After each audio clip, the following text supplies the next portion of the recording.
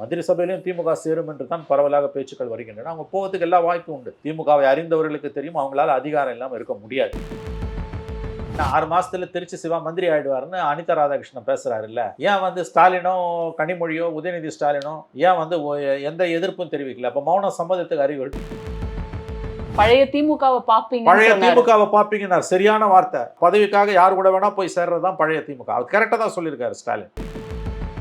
இந்தியாவில் காங்கிரஸையும் கம்யூனிஸ்டுகளையும் தவிர பிஜேபி எதிர்ப்பதற்கு வேற யாருக்கும் துப்பு கிடையாது. அந்த அளவுக்கு அவங்க ஊரை கொள்ளையடிச்சிருக்காங்க. இங்கே ஒரு பக்கம் விஜய் அரசு இவர்களுக்கு எதிரான ஊழல் வழக்குகளை தூசி தட்டி எடுக்க தொடங்கி இருக்கிறது. வழக்குகள்லேருந்து தப்பணும்னா மோடி கவர்மெண்ட் கிட்ட தான் இவங்க சரண்டர் ஆகணும். டிஎம்கேவும் சமாஜ்வாதி பார்ட்டியும் நினைச்சாங்கன்னா இந்த ஈஸியாக அந்த பில்லை காப்பாற்றிடலாம். நேரடியாக ஓட்டு போடணும்னு அவசியம் இல்லை. இத்தனை இளைஞர்களோட வாழ்க்கையை தர்மேந்திர பிரதான் சூறையாடி இருப்பார். குறைஞ்சபட்சம் இந்த மினிமம் இறந்து போன மாணவர்கள் அவங்க ஆன்மா சாந்தி அடைக்கணும்னா இந்த மந்திரி கல்வி மந்திரி ரிசைன் பண்ணணும். பிரதான எதிர்கட்சிகள் அத்தனையும் சூடு சோரணம் இல்லாமல் கரப்ட் ஆகி போனதால் புதுசாக ஒருத்தர் வரும்போது மக்கள் அவங்ககிட்ட போகிறாங்க. லட்சக்கணக்கான ரீல்ஸ் வருது அங்கே என்ன நடக்குதுன்னு. அப்படியும் மீடியா கவர்மெண்ட் சொல்கிறது வாந்தி எடுக்குது. அப்புறம் எப்படி மக்கள் மீடியாவை நம்புவாங்க? இந்த போராட்டத்தை சோனம் வாங்சுக் கூட சாகுமுறை உண்ணாவிரத போராட்டத்தை ராகுல் காந்தி நாடாளுமன்ற எதிர்கட்சி தலைவர் பண்ணியிருக்கணும், ஷேடோ பிரைம் மினிஸ்டர் பண்ணியிருக்கணும்.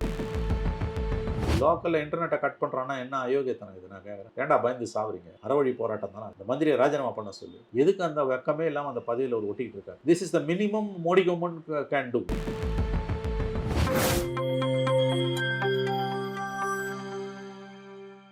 நியூஸ்பிக்ஸ் இந்தியா நேயர்களுக்கு வணக்கம். இன்றைய நேர்காணலில் நம்மோடு இணைந்திருக்கிறார் மூத்த பத்திரிகையாளர் திரு மணி அவர்கள். சார் வணக்கம். வணக்கம். நாடாளுமன்ற கூட்டத்தொடர், மழைக்கால கூட்டத்தொடர் இன்னைக்கு துவங்கி இருக்கு சார். இதுல டீலிமிட்டேஷன் பில் கொண்டு வரப்படும்னு பேசப்படுது.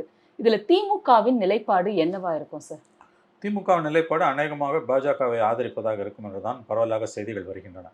தேசிய ஊடகங்களில் திமுக கசிய விட்டிருக்கும் செய்தி. உதாரணத்திற்கு நேற்று எக்கனாமிக் டைம்ஸ் பத்திரிகைக்கு பெயர் கூற விரும்பாத ஒரு மூத்த நாடாளுமன்ற திமுக எம்பி சொன்னதாக வந்த தகவல், broadly we are in agreement with the center. மத்திய அரசு, மோடி அரசு கொண்டு வரக்கூடிய அந்த டீலிமிட்டேஷன் பில், தொகுதி மறுவரை மசோதாவில் பொதுவாக எங்களுக்கு உடன்பாடு இருக்கிறது என்று அவர்கள் பேசியதாக செய்திகள் வருகின்றன. இது திமுக பிஜேபியை நோக்கி நகருகிறது என்பதற்கான தெளிவான ஒரு அறிகுறியாகும். ஏன்னா காங்கிரஸ் தெளிவாக இந்த டீலிமிட்டேஷன் பில்லை எதிர்க்க போகிறோம்னு சொல்லிட்டாங்க. இடதுசாரிகள் எதிர்க்கிறாங்க. நாங்கள் பில்லோட கண்டென்ட்டை பார்த்து தான் எதிர்ப்போம் என்று சொல்வது ஆக்சுவலாக அது தப்பித்து கொள்ளக்கூடிய ஒரு வேலை. எனவே வரட்டும், அந்த மசோதா தாக்கல் பண்ண பிறகு முதல்ல அந்த மசோதாவில் என்ன இருக்குன்றதை பார்க்கணும்.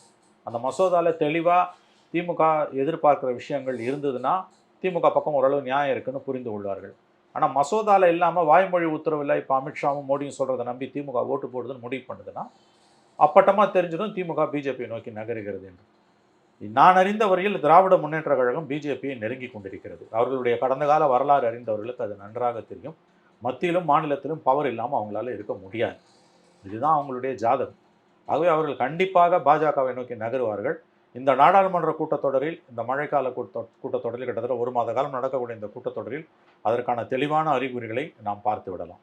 தென் மாநிலங்களுக்கான பிரதிநிதித்துவத்தில் எந்த பிரச்சனையும் இல்லை அப்படின்ற உத்தரவாதம் இருந்ததுன்னா அவங்கள சப்போர்ட், இந்த பில்லை சப்போர்ட் பண்றதை பத்தி பரிசீலிக்கலாம்னு சிவா அவர்கள், எம்பி சிவா அவர்கள் சொல்லியிருக்காரு. இது மட்டும்தான் பிரச்சனையா சார்? அந்த நிறைய இஷ்யூஸ் இருக்குது. அதாவது 1971 சென்சஸ் அடிப்படையில் தான் தொகுதி மறுவரை செய்யணும்னு காங்கிரஸ் சொல்லுது. இதை தான் திமுகவும் கடந்த கூட்டத்தொடரில் சொல்லிச்சு. இப்போ என்ன ஒரு பொசிஷன் வைக்கிறாங்கன்னா, ஃப்ளாட்டாக எல்லா ஸ்டேட்ஸுக்கும் 50% இன்க்ரீஸ். இப்போ 80 சீட் இருக்கக்கூடிய உத்தரப்பிரதேசத்துக்கு 40 சீட்டு, 39 சீட் இருக்கக்கூடிய தமிழ்நாட்டுக்கு 20 சீட்டு. இப்படி கொடுத்தா நம்ம அதை ஏற்றுக்கிறதுல ஒரு ஆட்சேபனை இல்லைன்ற மாதிரியான ஒரு தகவல் பரப்பப்படுது. ஆனால் அரசியலமைப்பு சாசன பிரிவு, சட்டப்பிரிவுகளை அவங்க கடந்த ஏப்ரலில் அமன் பண்ணதில் பார்க்கும் பொழுது அந்த மாதிரி மறுவரை செய்வதற்கு வாய்ப்பே கிடையாது. அமித்ஷா பச்சையாக பொய் சொல்கிறார். அண்ட புழுகு ஆகாச புழுகு அமித்ஷா செய்து கொண்டிருக்கிறார். 50% ஃப்ளாட்டாக நாங்கள் இன்க்ரீஸ் பண்ணுவோம் என்று சொல்லக்கூடியது நாங்கள் அதை ஏற்றுக்கொள்கிறோம்னு ஒரு கட்டத்தில் சொல்கிறார். ஆனால் பில்லில் அது இல்லை. நீ எதை சொன்னினாலும் அந்த பில்லில் இருக்கணும். வாய்மொழி உத்தரவுக்கு எந்த அர்த்தமும் கிடையாது. வாய்மொழி உத்தரவுக்கு எந்த அர்த்தமும் கிடையாது. இது கடன் வாங்கிட்டு கடங்காரன் ப்ரோ நோட்டில் சைன் போடாமல், ப்ராமிசரி நோட்டில் சைன் போடாமல், வாய் வார்த்தையை நம்பி ஒருத்தனுக்கு காசு கொடுத்துட்டு அப்புறம் ஏமாந்து நிற்கிறது. நான் வார்த்தையை நம்பினேன். அது கதையே வேணாம். நீ எதை ப்ராமிஸ் பண்ணாலும் அது இதில் இருக்கணும், பில்லில் இருக்கணும். பில்லில் இருக்கக்கூடிய சிக்கல் என்னன்னா, இவங்க வந்து இப்போ சென்சஸே எடுக்காம 71 சென்சஸை வச்சு இதை பண்ணணும்னு காங்கிரஸ் உள்ளிட்ட கட்சிகள் கேட்பதே ஒரு விதத்தில் அறிவு நேர்மை இல்லாத செயல். 50 வருஷத்துக்கு முன்னால் இருந்த மக்கள் தொகையை வச்சு இப்போ எப்படி நம்ம பண்ண முடியும்? ஆகவே முதல்ல இந்த சென்சஸ் வரணும். 26 சென்சஸ் 27 சென்சஸுக்கு பிறகு தான் இதை அட்டெம்ப்ட் பண்ணணும். ஆகவே இப்போ டிடிபிக்கும் இதே பிரச்சனை தான் இருக்குது. தெலுங்கு தேசம் கட்சியும் அதே தான் சொல்கிறாங்க. திமுக சொன்ன ஸ்டாண்டை தான் முதல்ல அவங்க இருந்தாங்க. ஆனால் இப்போ அவங்க வந்து நாயுடு என்ன சொல்றாரு, ஃப்ளாட்டாக 50% இன்க்ரீஸ் பண்ணலாங்க. ஃப்ளாட்டாக 50% இன்க்ரீஸ் பண்ணுறதுக்கு சட்டத்தில் இடமே கிடையாது. ஆகவே இது ஒரு பெரிய இடியாப்ப சிக்கல். தெளிவாக சட்டத்தில் தென் மாநிலங்கள், தமிழ்நாடு, இப்போ சிவா வந்து தென் மாநிலங்கள்னு சேர்த்து சொல்கிறார், தமிழ்நாடுன்னு மட்டும் சொல்லலை. ஏன்னா மக்கள் தொகையை கட்டுப்பாடாக சக்ஸஸ்ஃபுல்லாக family planning implement states, southern states, northern states அதை இம்ப்ளிமெண்ட் பண்ணலை. அதனோட விளைவு தான் நம்ம இன்றைக்கி அனுபவிக்கிறோம். இப்போ மக்கள் தொகையால் வந்து இதை வந்து நம்ம அவன் இம்ப்ளிமெண்ட் பண்ணதுக்கு நம்ம எதுக்கு தண்டனை அனுபவிக்கணுன்றது தான் மெயின் கொஸ்டின். இப்போ 76லையும் 2001 இது வந்தப்போ அடுத்த 25 வருஷம் அடுத்த 25 வருஷம் ஃப்ரீஸ் பண்ணாங்க. அந்த மாதிரி இப்போ 2051 வரைக்கும் ஃப்ரீஸ் பண்ணிட்டு போங்க, அதை தான் காங்கிரஸ் சொல்லுது. ஆக்சுவலாக திமுகவோட ஒரிஜினல் ஸ்டாண்ட் அதுதான். அது ஒரு நல்ல தீர்வாக இருக்கும்னு நினைக்கிறீங்க? எனக்கு தெரிஞ்சது நல்ல தீர்வு கிடையாது. யூபியில் 30 லட்சம் பேருக்கு மேலே ஒரு எம்பி, எப்படி அது நியாயம்? உலகின் சில நாடுகளோட மக்கள் தொகையை 20-25 லட்சம். இன்னைக்கு யூபியோட மொத்த மக்கள் தொகை கிரேட் பிரிட்டன், ஜெர்மனி, பிரான்ஸ், இந்த 3 நாடுகளோட மக்கள் தொகையை விட கூட. இந்த 3 நாடுகளோட மக்கள் தொகை எனக்கு தெரிஞ்சு சப்ஜெக்ட் கரெக்ஷன் 18லேருந்து 19 கோடி. 180 to 200 மில்லியன்ஸ், 190 மில்லியன். ஆனால் யூபியோட மக்கள் தொகை 21 கோடி, அதுக்கு மேலே. 3 நாடுகளோட மக்கள் தொகை இருக்குது. இங்கே வந்து 8லேருந்து 10 லட்சம் பேருக்கு ஒரு எம்பினா, யூபியில் 30 லட்சத்துக்கு மேலே ஒரு எம்பி. எந்த விதத்தில்ங்க நியாயம் அது? அப்போ ஏதோ ஒரு அரேஞ்ச்மெண்ட் தேவைப்படுது. இப்போ அமெரிக்காவில் பார்த்தீங்கன்னா வந்து எல்லா மாநிலங்களுக்கும் 2 ரெப்ரசன்டேட்டிவ், 50 மாநிலங்களுக்கும். அங்கே வந்து கொள்கை முடிவு எடுப்பதில் வந்து எந்த மாநிலங்களுக்கும் வந்து ஓரவஞ்சனை கிடையாது. அந்த மாதிரி ஒரு பெரிய அரசியலமைப்பு சாசன தீர்வு இங்கே தேவைப்படுது. இப்போ இவங்க தூக்கி வந்து இதில் ஒளிவு மறைவு உடன் எந்த நேர்மையும் இல்லாமல், அறிவு நேர்மை இல்லாமல், குறைஞ்சபட்ச மனசாட்சி இல்லாமல் மோடி அரசு டீலிமிட்டேஷன் பில்லை கொண்டு வர முயற்சி பண்ணுது. அதான் இன்றைய இருக்க சிக்கலை. இப்போ எப்போ பில்லை கொண்டு வருவான் என்னன்னு தெரியல. அலுவல் பட்டியலில் இது இல்லை, அது இல்லாமலே கொண்டு வருவாங்க வழக்கமாக. அதுதான் அது வந்து இந்த தடவை மெஜாரிட்டி இல்லைன்னா அமித்ஷா கொண்டு வர மாட்டார். ஏப்ரல் மாதம் நடந்த மாதிரி மெஜாரிட்டி இல்லாமல் பாஸ் பண்ணி மூக்கறுபடுறதுக்கு அவங்க தயாராக இருக்க மாட்டாங்க. இந்த தடவை கண்டிப்பாக நம்பர்ஸை தேடுவாங்க. திமுக ஒத்துழைச்சதுன்னா அவங்களால பாஸ் பண்ணிட முடியும். திமுக பாய்காட் பண்ணி போனால் கூட நம்பர் குறையும். இப்போ மொத்தம் நம்பர் வந்து 540, டோட்டல் 540. அதில் வந்து 360 தேவைப்படுது உங்களுக்கு. 2/3 மெஜாரிட்டி. 2/3னா 360 தேவைப்படுது. இப்போ இந்த 540ல் 22 போச்சுன்னா 518 ஆகும். 518ன்னும் போது அதில் இன்னும் நம்பர் குறையும். அதில் சமாஜ்வாதி பார்ட்டி யூபியில் எலெக்ஷன் வருது, அவங்களையும் வந்து கன்வின்ஸ் பண்ணாங்கன்னா கிட்டத்தட்ட பில்லை பாஸ் பண்ணுறதுக்கு வாய்ப்புகள் அதிகம். பட் எதை சொல்லி திமுக வந்து அதை மக்கள் மத்தியில் சேல் பண்ணும்? பிஜேபிக்கு சாதகமாக ஆதரவாக திமுக பயணப்படுகிறது என்ற எண்ணம் இன்று வலுவாக எல்லோரும் மத்தியிலும், விவரம் அறிந்தவர்கள் மத்தியில் உலா வர தொடங்கிவிட்டது. டீலிமிட்டேஷன் பில்லை மோடி கொண்டு வரக்கூடிய டீலிமிட்டேஷன் பில்லை திராவிட முன்னேற்ற கழகம் ஆதரித்து ஓட்டு போட்டாலும் அல்லது அப்ஸ்டைன் ஆனாலும் 2 ஒன்று தான். அது எல்லாருக்குமே தெரிஞ்சிடும். அதுக்கு அப்ஸ்டைன் ஆகிறதுக்கு நேரடியாக ஆதரிச்சுட்டே போயிட்டு மந்திரி சபையிலையும் போய் சேர்ந்துக்கலாம். மந்திரி சபையிலையும் திமுக சேரும் என்று தான் பரவலாக பேச்சுக்கள் வருகின்றன. அவங்க போகிறதுக்கு எல்லா வாய்ப்பும் உண்டு. திமுகவை அறிந்தவர்களுக்கு தெரியும் அவங்களால அதிகாரம் இல்லாமல் இருக்க முடியாது. திருச்சி சிவா எம்பி ஆவாருன்ட்டு எம்பி அவர் ஏற்கனவே மந்திரி ஆவார் அவர் பேசுறாரு. அது ஏன் திமுக தலைமையிலேருந்து எந்த விதமான ரியாக்ஷன் இல்லை? ஏன் ரியாக்ஷன் இல்லை? இன்னும் 6 மாதத்துல திருச்சி சிவா மந்திரி ஆகிடுவாருன்னு அனிதா ராதாகிருஷ்ணன் பேசுகிறாரு இல்லை? ஏன் வந்து ஸ்டாலினோ, கனிமொழியோ, உதயநிதி ஸ்டாலினோ ஏன் வந்து எந்த எதிர்ப்பும் தெரிவிக்கல? அப்போ மௌன சம்மதத்துக்கு அறிவு, டெஸ்டிங் தி வாட்டர். ஏதோ ஒன்று ஆற்றுல இறங்கிறதுக்கு முன்னால் எதையோ விட்டு ஆழம் பார்க்கும்ல, அதான் இது. தெளிவாக அனிதா ராதாகிருஷ்ணன் யாருங்க? அவர் சாதாரண ஆளுங்க. அவர் பேசுகிறலாம் ஏங்க பெருசாக எடுத்துக்கிறீங்கன்னு திமுககாரன் கேட்பாங்க. ஏங்க அவ்வளோ சாதாரணமான விஷயமாங்க இது? திருச்சி சிவா மந்திரி ஆவார்னா நீங்கள் மோடி கவர்மெண்ட்டில் சேர போகிறீங்கன்னு அர்த்தம். நீங்கள் சேரக்கூடியவங்க தான். அவங்க கடந்த கால வரலாறு அப்படி, அதில் எந்த ஆச்சரியமும் இல்லை. நாங்கள் பிஜேபியோட சேர்றதுக்கு என்ன ஆதாரம்னு கேட்குறீங்களா? இதெல்லாம் இந்த பேச்சுக்களுக்கெல்லாம் வேறு என்ன அர்த்தம்? ஏன் அது வந்து கண்டித்து யாருமே பேசலை? உங்கள் வரலாறு என்ன? கடந்த காலத்தில் பிஜேபிக்கு எதிராக ஓட்டு கேட்டு ஜெயிச்சுட்டு 6 எம்பியோட போய் வந்து வாஜ்பாய் கவர்மெண்ட்டை ஜெயலலிதா 99ல் கோக்கும்போது போய் சேர்ந்தவங்க தானே நீங்கள். அதுக்கப்புறம் 4 வருஷம் அந்த கவர்மெண்ட்டில் இருந்தீங்கல்ல. ஆகவே திருச்சி சிவா மந்திரி ஆவார்னு அனிதா ராதாகிருஷ்ணன் பேசுகிறத சாதாரணமாக எடுத்துக்க முடியாது. மூர்தன்யமாக வந்து டீலிமிட்டேஷன் பில்லை எதிர்த்தவர் ஸ்டாலின். கருப்பு கொளுத்தினார், மசோதாவை கொளுத்தினார். இன்னைக்கு அது உள்ளே இருக்கிறது என்ன தெரிஞ்சு தான் ஆதரவு கொடுப்பானா, எப்பயுமே அவங்க அப்படி தான் பண்ணுவாங்க, படிப்படியாக தான் இறங்கி வருவாங்க. ஆக திராவிட முன்னேற்ற கழகம் பாரதிய ஜனதா கட்சியை நோக்கி நெருங்க தொடங்கிவிட்டது. விரைவில் அவர்கள் மந்திரி சபையில் இடம் பெறுவார்கள். இந்த மசோதாவை அவங்க நாடாளுமன்றத்தில் நேரடியாக ஆதரிப்பார்கள் அல்லது அப்ஸ்டைன் பண்ணி காப்பாற்றுவாங்க மோடி கவர்மெண்ட்டை. எனக்கு தெரிஞ்ச அப்ஸ்டைன் கூட பண்ண மாட்டாங்க, நேரடியாகவே காப்பாற்றிடுவாங்க. இந்த நேரம் தெளிவாக நீங்கள் தானே வந்து கண்மூடித்தனம் உங்கள் பாஷையில் சொன்னால், உங்கள் ஆங்கிளில் பார்த்தா கண்மூடித்தனமாக டீலிமிட்டேஷன் பில் எதிர்த்தது நீங்கள். இந்தியாவில் எந்த முதலமைச்சரும் அந்த அளவுக்கு எதிர்க்கல, காங்கிரஸ் முதலமைச்சர்கள் உட்பட. பழைய திமுகவை பாப்பீங்க, பழைய திமுகவை பாப்பீங்கன்னார். சரியான வார்த்தை, சரியான வார்த்தை. பழைய திமுகவை பாப்பீங்கன்னார். இதுதான் பழைய திமுக. பதவிக்காக யார் கூட வேணா போய் சேர்றது தான் பழைய திமுக. அவர் கரெக்டாக தான் சொல்லியிருக்காரு ஸ்டாலின். பழைய திமுகவை பார்ப்பீர்கள்னு ஸ்டாலின் அவர்கள் சொன்னது உண்மை. அவர் ஆக்சுவலாக ஒரு தீர்க்கதரிசி. அவர் கரெக்டாக தான் சொல்லியிருக்காரு. பதவிக்காக யாரோட வேண்டுமானாலும் போய் சேரக்கூடிய கட்சி தான் திமுகன்றதை தான் அவர் அப்படி சொன்னார். பழைய நல்லா கரெக்டாக ஞாபகப்படுத்துறீங்க. பழைய பழைய பழைய திமுகவை பார்ப்பீர்கள்னார்ல கொளுத்திட்டு மசோதாவை. இதுதான் பழைய திமுக. யார் எதிர்க்கிறாங்களோ அவங்க கூட போய் சேர்றது. எமர்ஜென்சியில் இந்திரா காந்தியால் பதவி நீக்கம் செய்யப்பட்ட பிறகு 2 வருஷத்துலேயே போய் வந்து நேருவின் மகளை நிலையான ஆட்சியை தாண்டாங்கல்ல, அந்த பழைய திமுக.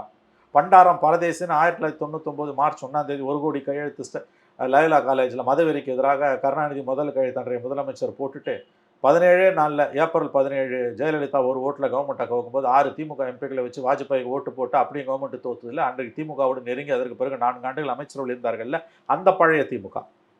இன்றைக்கு மோடியோடு போய் சேரப்போகிற திமுக, அந்த பழைய திமுக. ஆகவே மு.க. ஸ்டாலின் அவர்கள், முத்துவேல் கருணாநிதி ஸ்டாலின் அவர்கள், தமிழ்நாட்டின் முன்னாள் முதலமைச்சர், திராவிட முன்னேற்ற கழகத்தின் தலைவர், தெளிவாகத்தான் சொல்லியிருக்கிறார், பழைய திமுகவை பார்ப்பீர்கள் என்று நாம் விரைவில் பார்க்க போகிறோம். சார், திமுகக்கு இது எந்த மாதிரியான பின் விளைவுகளை உண்டு பண்ணும் சார்? ஏன்னா இப்போ பிஜேபி எதிர்ப்புன்றது தான் சென்ற தேர்தலில் பார்த்தா முக்கியமான ஒரு விஷயமா அவங்க எடுத்து வச்சாங்க. இப்போ பிஜேபி பக்கம் போனாங்கன்னா அவங்களோட கோர் ஓட் பேங்க் பெரிய அளவில் அடி வாங்கும். பெரிய அளவில் அடி வாங்க பற்றி அவங்களுக்கு கவலை இல்லை. 3 வருஷம் தான் எலெக்ஷனு, பார்த்துக்கலாம். அது வரைக்கும் பார்த்துக்கலாம். நாங்கள் போனாலும் தோத்தாலும் போட்டோம். சென்ட்ரலில் பவர் வேணும். ஏன்னா ஸ்டேட் பவர் இல்லைன்னா சென்ட்ரலில் பவர் வேணும். 99 ஏப்ரலில் கலைஞர் வந்து பிஜேபி ஆதரிக்கும் போது அடுத்த 2 வருஷத்தில் எலெக்ஷனு. அதை பற்றி கவலைப்பட்டார் அவர். ஜெயலலிதா தான் எங்களுக்கு பிரதான எதிரி, ஜெயலலிதா இஸ் அ மான்ஸ்டர் அப்படின்னாரு முரசொலி மாறன். பிசாசுக்கிட்டேருந்து தப்பிக்கிறதுக்கு நாங்கள் வந்து பிஜேபியோட சேர்றோன்னு பார்லிமெண்ட்லேயே பேசினார். நாடாளுமன்றத்தில் முரசொலி மாறன் பேசினார். 2 வருஷத்தில் தோத்தே போனாங்க, காலியானாங்க. கவலை கிடையாது அவங்களுக்கு அதை பற்றி. சரி, ஏதோ அதிகமாக நான் வந்து திமுக வெறுப்பில் பேசுகிறேன்னு தயவு செஞ்சு நினைக்க வேணாம். அப்படிலாம் எந்த விதமான வெறுப்பு, வன்மம் அதெல்லாம் எதுவுமே எனக்கு சுத்தமாக கிடையாது. இவங்களுடைய பிஹேவியர், குறைந்தபட்ச அறிவு நேர்மை உள்ளவனுக்கு, இவர்களுடைய கடந்த கால வரலாறு தெரிந்தவர்களுக்கு இது தெரியும். அதிகாரம் இல்லாமல் திமுகவால் இருக்க முடியாது. இன்றைக்கி எடப்பாடி கிட்ட ஆட்சி இழந்திருந்தால் கூட வந்து இவங்களோட காரியங்களை சாதிச்சுக்க முடியும். விஜய் கிட்ட இழந்ததை காரியங்களை சாதிக்க முடியல, இந்த தோல்வியை ஜீரணிக்க முடியல.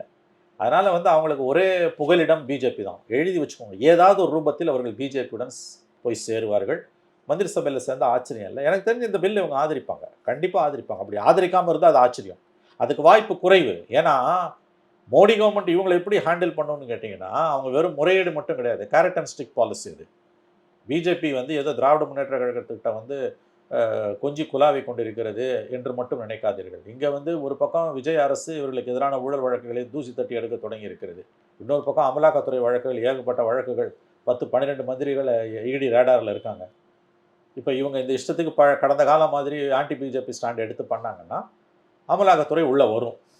ஸோ நல்லா ஞாபகம் வச்சுக்கோங்க, இது வந்து பதவிக்காக மட்டும் இல்லை. வழக்குகள்லேருந்து தப்பணும்னா மோடி கவர்மெண்ட் கிட்ட தான் இவங்க சரண்டர் ஆகணும். டிஎம்சி எம்பிஸ் எப்படி சரண்டர் ஆனாங்க, சிவசேனா எம்பிஸ் எப்படி சரண்டர் ஆனாங்க, அந்த கதை தான் இது. அதனால் இதில் ஒன்றும் பெருசாக அதில் வந்து அடிஷ்னலாக வந்து உங்களுக்கு வந்து பவரும் வருதுன்னு போது ஒரு பக்கம் கேஸ்லேருந்து தப்பிக்கலாம், இன்னொரு பக்கம் அதிகாரம் கையில் வருது. அதிகார பெருவாழ்வு கையில் வரும்பொழுது அவங்க வேணாம்னு சொல்ல மாட்டாங்க. ஏன்னா அவருடைய வரலாறு அப்படி. மறுபடியும் சொல்கிறேன், கேரட் அண்ட் ஸ்டிக் பாலிசியை யூஸ் பண்ணி தான் மோடி கவர்மெண்ட், அமித்ஷா, பிஜேபி, டிஎம்கேவோட இன்றைக்கி நெகோஷியேட் பண்ணிகிட்டு இருக்காங்க. வெறுமனே வந்து அவங்களை கெஜோல் பண்ணுறது மட்டும் இல்லை. நீங்கள் எங்களுக்கு 22 எம்பிஸ் பார்லிமெண்ட், லோக்சபா, ராஜ்யசபாவில் 32 எம்பிஸை சப்போர்ட் பண்ணிங்கன்னா, குறிப்பாக லோக்சபாவில் நாங்கள் உங்களுக்கு இதை தரோன்றது அவங்க கொடுக்குற ஆஃபர். இல்லை நாங்கள் கொள்கை வழியில் தான் நிற்போம், நாங்கள் கொள்கை வழி வந்த தங்கங்கள்னு நீங்கள் உறுதியாக இருந்தீங்கன்னா வெரி குட், அமலாக்கத்துறை உள்ளே வரும். சரி, இந்தியா கூட்டணியில திமுக இப்ப இல்ல, ஆனா திமுக தவிர்த்து மற்ற கட்சிகள், இந்தியா கூட்டணியில் இருக்கிற கட்சிகள் மத்தியில அந்த அளவுக்கு ஒற்றுமை இப்ப இல்ல. அதுல இன்னொரு சிக்கல் என்னன்னா, குறிப்பா அடுத்த மெஜாரிட்டியில இருக்க இவங்க சமாஜ்வாதி பார்ட்டியோட 37 எம்பிஸ், அவங்களுக்கு பிப்ரவரியில் எலெக்ஷன் வருது. அங்க வந்து நமக்கு 80 சீட்டுக்கு 140 சீட்டு வரைக்கும் போவோம், அது சமாஜ்வாதி பார்ட்டி தலைவர் தடுக்கிறாருன்னா அவருக்கு அங்கே வாக்கு வங்கி அடிவாங்க. அதனால அவர் என்ன பண்ணார், தடுமாற்றத்தில் இருக்கார். அப்போ ஒன்று வந்து அவர் ஆதரிச்சு போட்டுருவார், இல்லை பாய்காட் பண்ணுவார். இதை பாருங்கள், டிஎம்கேவும் சமாஜ்வாதி பார்ட்டியும் நினச்சாங்கன்னா இந்த ஈஸியாக அந்த பில்லை காப்பாற்றிடலாம். நேரடியாக ஓட்டு போடணும்னு அவசியம் இல்லை. அப்ஸ்டன் ஆகி போயிட்டாங்கனாலே மெஜாரிட்டி நம்பர் 2/3 நம்பர் குறைஞ்சிடும், ஈஸியாக பாஸ் பண்ணுவாங்க. ஸோ அகிலேஷ் யாதவோட நெருக்கடி மிக முக்கியமான ஒரு ஆயுதமாக பிஜேபி கையில் இருக்குது. அகிலேஷ் யாதவை அவங்க மிரட்டி பண்ணி வைக்க முடியாது, ஏன்னா இவங்க திமுக மாதிரி அவங்க மந்திரிங்க மேலெல்லாம் அவ்வளோ கேஸ் கிடையாது. அகிலேஷுக்கு வந்து யூபி எலெக்ஷன் பிப்ரவரியில் 6 மாதத்தில் வரதால டீலிமிட்டேஷனை எதிர்க்கிறேன்னா யூபியோட நலன்களுக்கு எதிராக நீ போகிற, ஊபியில் இன்னும் கூட 40-50 சீட் கிடைக்கும் போது அதை நீ கெடுக்கிற அப்படின்னு பிரச்சாரம் பண்ணுவாங்க. எந்த ஒரு அரசியல்வாதி குறிப்பாக மாநில கட்சிகளுக்கு ஓட்டு போகுதுன்னா அதுக்காக எந்த எல்லைக்கும் அவங்க போவாங்க. ஸோ அவர் அப்படி வழி கொண்டு வந்துடுவாங்க.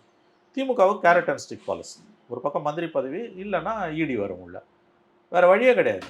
அதனால் எனக்கு தெரிஞ்சு இந்த மசோதா திமுகவுடைய பரிபூர்ண ஒத்துழைப்புடன் நிறைவேறுவதற்கு வாய்ப்புகள் மிக மிக மிக பிரகாசம். அதற்கு பிறகு அவர்கள் அமைச்சரவையிலும் கூட சேர்ந்தால் ஆச்சரியப்படுவதற்கு எதுவும் இல்லை. சிவசேனா என்சிபி அவங்களுடைய நிலைப்பாடு இல்லை, அதில் இப்போ சிவசேனா அவார்ட்ஸ் தூக்கிட்டாங்க, ஒன்றுமே இல்லை. 9 6 தூக்கிட்டாங்க, 3 தான். என்சிபி 8 பேர் இருக்காங்க. சரத்பவார் வந்து இந்திய அரசியலே அவரை போன்ற ஒரு பச்சோந்தி யாரும் கிடையாது. அதான் அவர்கிட்ட போய் கேட்டாங்களா, நீங்கள் ஒத்துக்கலைன்னா 6 பேர் இருக்காங்க ஸ்ப்ளிட் ஆகிடும்னு. எதுக்கு ஏன் ஒத்துக்கலன்னு யார் சொன்னால் 6 பேர் எதுக்கு 9 பேரும் எடுத்துக்கோங்கன்றாராம். ஸோ சிவசேனாவுடைய சரத்பவாருடைய வரலாறு வந்து பச்சோந்தி வந்து அவரிடம் பிச்சை வாங்க வேண்டும், அத்தகைய நிறமாற்றத்துக்கு உட்படக்கூடியவர் அவர். இந்த பாருங்க, அவ்வளோதான். இன்றைக்கி வந்து இந்தியாவில் காங்கிரஸையும் கம்யூனிஸ்டுகளையும் தவிர பிஜேபி எதிர்ப்பதற்கு வேறு யாருக்கும் துப்பு கிடையாது. அந்த அளவுக்கு அவங்க ஊரை கொள்ளை அடிச்சிருக்காங்க. நீங்கள் ஊரை கொள்ளை அடிக்கும் போது வந்து பிஜேபி கிட்ட சரண்டர் ஆகாமல் உங்களால் இருக்க முடியாது. So accept communist and left Congress, அவங்க ரொம்ப குறைவு. காங்கிரஸுக்கு 99 இருக்குது, லெஃப்ட்டுக்கு 2 பேருக்கும் சேர்த்தே ஒரு 6 7 தான் இருக்குது. மொத்தமே சேர்த்தா 105 106 வரும். அதை தாண்டி அத்தனை பேர் அவங்க கிட்ட தான் இருக்காங்க. அதனால் எந்த மசோதாவையும் 2/3 மெஜாரிட்டி அவங்க கொண்டு வரதுன்றது ஈஸியாக அவங்களால மஸ்டர் பண்ண முடியும். பேரழிவை நோக்கி இந்தியா பெரும்பயணத்தை மேற்கொண்டிருக்கிறது. காக்ரோச் ஜனதா பார்ட்டி சார்ந்தவர்கள் நாடாளுமன்றத்தை நோக்கி பேரணி போறாங்க. இது வந்து ஒரு அடி தடி தள்ளு முள்ளுல இருக்கு. அங்க சுத்தியுள்ள பகுதிகளில் இன்டர்நெட் கட் பண்ணியிருக்காங்க, போக்குவரத்து நெரிசல், இப்படி பல பிரச்சனைகள் ஓடி. மோடி கவர்மெண்ட் வந்து எந்த அளவுக்கு வந்து பயந்து நடுங்குதுன்றதுக்கு இது உதாரணம். இன்டர்நெட்டை எதுக்கு கட் பண்ணுற நீ?